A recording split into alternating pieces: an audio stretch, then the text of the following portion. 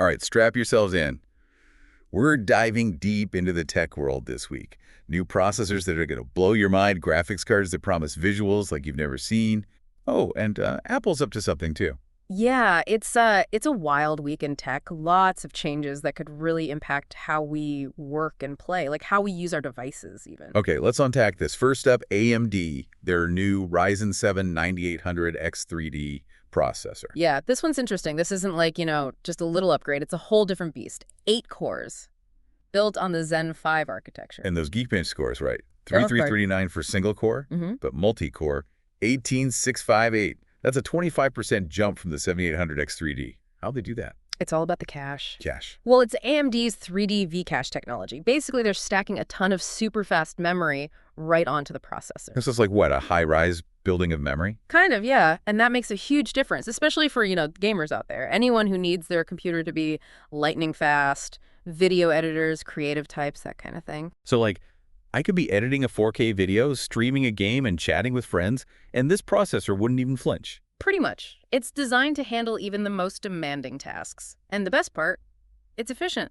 Uses only 60 watts. Compared to, what, some Intel chips that gobble up like 100 watts? Exactly. AMD is proving you can have both power and efficiency. It's like a sports car that gets great gas mileage. Okay, so what about GPUs? I hear AMD's got some big news there, too. Oh, yeah, definitely. The Radeon RX 8000 series. Yeah. Built on the RDNA 4 architecture, expected early 2025, big focus on ray tracing, even better than before, and AI capabilities are going to be huge for these cards. Hold on, ray tracing. Remind me, what's that again? It's all about how light interacts with objects, like in the real world. Ray tracing makes games look hyper-realistic, almost like you're watching a movie. Ah, right. But what's this about AI? Is AI taking over graphics cards now? In a way, yeah. It's like NVIDIA's DLSS, or Intel's XSS. They use AI to upscale the image but make it look sharper and smoother without sacrificing performance. So is AMD doing the same thing, using AI to boost their GPUs? Yep. They're aiming to take image enhancement and performance to a whole new level, but they've got competition. Intel's Arc Battlemage is on its way, and so is NVIDIA's RTX 50 series. Sounds like a real battle royale for graphic supremacy. Speaking of battles, let's talk Apple. What's going on with them halting production of the Vision Pro? That was supposed to be their big thing, right? Well, it was big, but it was also kind of bulky and expensive. Yeah. This doesn't mean Apple's giving up on spatial computing. I think they're shifting gears, aiming for a lighter, more affordable device, something people will actually, use every day. So maybe not the big headset, but like AR glasses. Is that what they're thinking? Could be. It's a sign that Apple sees spatial computing as more than just a novelty. They want to make it mainstream. This brings up so many questions, though. What does this mean for the future of VR and AR? Is this just a hiccup for Apple, or are they strategically waiting to dominate the market later? We'll have to wait and see. It's definitely an interesting move. But let's move on to something a little more, shall we say, down to earth.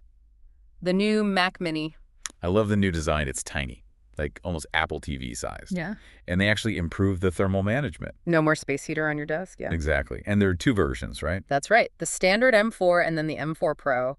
Both are way faster than the M1, like significantly faster. How much faster are we talking? CPU speeds up by 1.8x, and the GPU performance boosted by 2.2x. Dang. So what about Thunderbolt 5? Did they finally add that? Yep, but only on the Pro, so if you need those super fast data transfer speeds, that's the one to go for. I can already hear all the video editors and photographers cheering. But hold on. If you really need power, there's the new M4 Max MacBook Pro. That's the top of the line, right? Oh yeah, this one's a beast. You can even get it with 128 gigabytes of RAM. 128 gigs. That's insane. Like a supercomputer in your backpack. Okay, so we've covered AMD with their processors and GPUs, then Apple with the Vision Pro and new Macs. What's next in our tech adventure? Let's talk software. Apple's about to release iOS 18.1, and it's got this new feature called Apple Intelligence. Oh, what's that? It's basically your AI assistant, but way more advanced. It'll help you organize your life, like really organize it, maybe even anticipate your needs. That sounds almost too good to be true. So is this like Apple's answer to all those AI assistants that never quite lived up to the hype? Yeah, it could be. Imagine your AI learns your habits, figures out your preferences, and helps you manage everything effortlessly. But there's a little catch. Uh-oh, what's the catch? For now, it's only in English. Oh, so those of us who don't speak English, we have to wait a bit longer for the AI revolution. I guess so, yeah. But for English speakers, this could be huge. It's like a glimpse into the future where our devices really understand us. Okay, I'll be looking forward to that. But in the meantime, let's talk about something a little more, shall we say, universal. Chrome. Yeah. We all use it, we all love it, Mm-hmm. but let's be honest, it's a memory hog. Yeah. Like, seriously, it can slow your whole computer down. It can. But good news, Google's finally doing something about it. They're introducing some new performance management tools, things to help us tame the Chrome beast, so to speak. What kind of tools? Well, first, there's performance issue alerts. They basically tell you which tabs are eating up all your memory. Oh, that's helpful. Sometimes I have like a million tabs open and I have no idea which ones are the culprits. Right. But it gets better. They're also adding 3 memory saver modes: standard, balanced, and aggressive. Aggressive mode. That sounds intense. It is. Standard mode kind of balances things out, keeps things running smoothly. But if you need to really free up memory, aggressive mode will just like shut down any tabs you're not using. Wow. Okay, so Google is finally giving us more control over our browsing experience. That's good, right? I mean, it's about time. Now, if only they could do something about all the ads. One step at a time, right? These new performance tools are definitely a good start. Now, enough about memory hogs. Let's talk about something fun. The iPhone SE 4. Have you heard about this? The rumors? Oh, yeah. It's supposed to be a budget phone, but with some crazy specs. Like, really powerful. The leak suggests it'll have Apple's A18 chip, you know, the one usually reserved for their flagship phones. Whoa, really? And get this, 8 GB of RAM. 8 gigs in a budget phone. Is that even possible? What else is in this thing? They're also saying a 48 MP main camera, Face ID, IP68 water resistance, and a much bigger battery than the previous SE. That's a lot for a budget phone. How much is it supposed to cost? Somewhere between NT $16,000 and $17,000. It's looking like a pretty good deal. It seems like Apple wants to shake things up in the budget phone market. Well, if these rumors are true, this phone could be a real game changer. High-end features without the high-end price tag. Count me in. It's definitely a phone to watch. It's exciting to see companies like Apple finding ways to make their tech more accessible. All right, well, we've covered a lot in this first part of our deep dive. AMD, their processors, their GPUs. Apple, with their mixed bag of news about the Vision Pro and new Macs. Plus, Chrome's performance updates. And we're just getting started. Wow, a lot to process there. Superpowered processors, AI that's getting smarter by the day. I mean, are our jobs even safe anymore? Well, I don't think AI is taking over just yet, but it's definitely changing things. It's everywhere now, really. True. And it's interesting how different companies are approaching this, this whole AI thing. Like AMD, for example. Their new processors and GPUs, they're getting pretty smart, aren't they? Oh, yeah. The performance gains we're seeing are, they're pretty remarkable. AMD's 3D V-cache technology, that's their secret weapon. Like we were saying, it's like building a skyscraper of memory right on top of the processor. It makes a huge difference. Yeah, for gamers especially, but also for anyone who needs their computer to be like ridiculously fast. Video editors, graphic designers, you name it.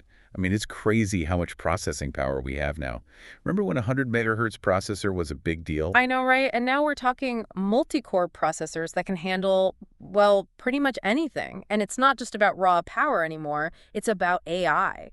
Like AMD's new GPUs, they're being designed with AI at the core.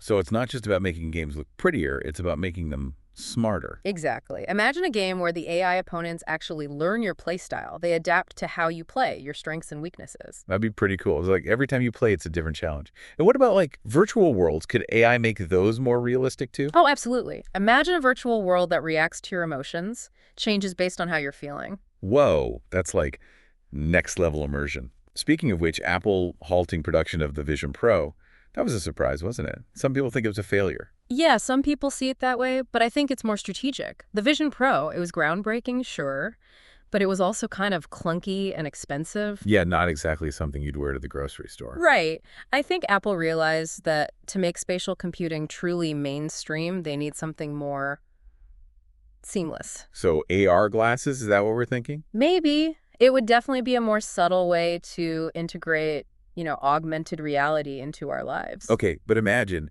everyone walking around with computers strapped to their faces. I mean, I like the idea of a break from screens, Mhm. but I don't know about that. Well, think of the possibilities, though. You're walking down the street, and information about nearby shops and restaurants pops up right in your field of view. Hmm. Okay. Yeah, that's kind of cool. Mhm. Well, what about privacy? I mean, if our devices are constantly collecting data about our surroundings, where does all that information go? That's a good question, and it's one we need to think about carefully. As technology advances, we need to make sure we're not sacrificing our privacy in the process. It's a balance, right? Yeah, it's like opening Pandora's box. Once you let technology into certain areas of your life, it's hard to get it back out. But okay, while we're pondering the philosophical implications of all this, let's talk about some of the more practical things like the new Macs. Apple Silicon is seriously impressive, isn't it?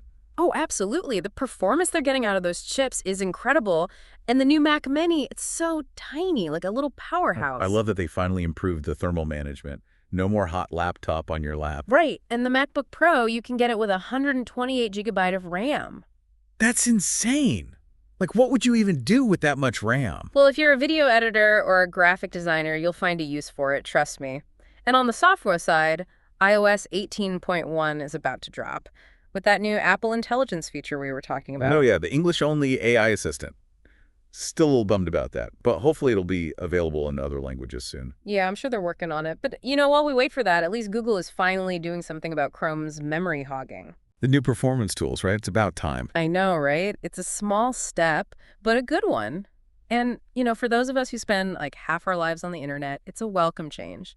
Speaking of welcome changes, what do you think about those iPhone SE4 Oh, rumors? that A18 chip in a budget phone? Yeah. That's pretty wild. And 8 GB of RAM, that's almost unheard of in that price range. What else are they saying about it? A 48 MP main camera, Face ID, IP68 water resistance, and a much bigger battery, all for a pretty reasonable price. It sounds like Apple's really trying to make a statement with this phone. Like, Yeah. you don't have to spend a ton of money to get a great tech experience. Yeah, exactly. It's good to see companies making their products more accessible. But, as we get all excited about these new gadgets and features, it's important to remember that technology isn't always a good thing. True. It can be a double-edged sword. It can connect us, inform us, but it can also distract us, divide us. Exactly. We need to be mindful of how technology is shaping our lives and make sure we're using it for good, not letting it use us. We need to be informed, engaged, and proactive. Well said. Hmm. So as we continue to explore the ever-changing world of tech, let's remember to keep asking those tough questions, to think about the implications, not just the shiny new features. Yeah. Let's embrace the possibilities, but let's also stay critical. Let's shape the future of technology in a way that benefits everyone. Let's take a quick breather before we wrap things up. Okay, we're back, ready to wrap up our whirlwind tech tour. So before we go, what does all this really mean? What should we be keeping an eye on? Yeah, we've covered a lot of ground. Processors that think Apple going all in on spatial computing. And hey, Chrome finally fixed its memory problem. No more crashing because you have too many tabs open. Yeah, that's a big one, especially since we do so much online now. Work, play, everything. True. But speaking of online, AI, it's everywhere now. It's in Yeah. our phones, our computers. Like, are we headed for a future where our devices know us better than we know ourselves? It's possible. I mean, think about it. AI can personalize things, make our lives easier.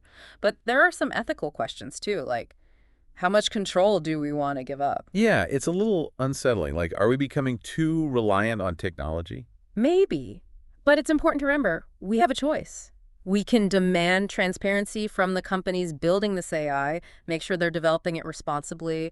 We can educate ourselves about the risks and the benefits. So basically, we need to be careful, Yeah. but also, excited about the possibility. Exactly. It's a balancing act. And let's not forget, there's a lot of ingenuity behind all this tech, like AMD pushing the boundaries of performance, Apple always with the sleek design. Yeah, even something like a Mac Mini, you can Yeah. see how much thought went into it. It's like they really care about the user experience. And that's important, right? Technology should make our lives better, not more complicated. Totally. So I guess as we wrap up this deep dive, here's my takeaway. The future of tech isn't set in stone. We get to help shape it through our choices, the products we buy, the questions we ask. That's right. Stay curious, stay informed, and don't be afraid to challenge the status quo. Well said. That's it for us this week. Thanks for tuning in to The Deep Dive.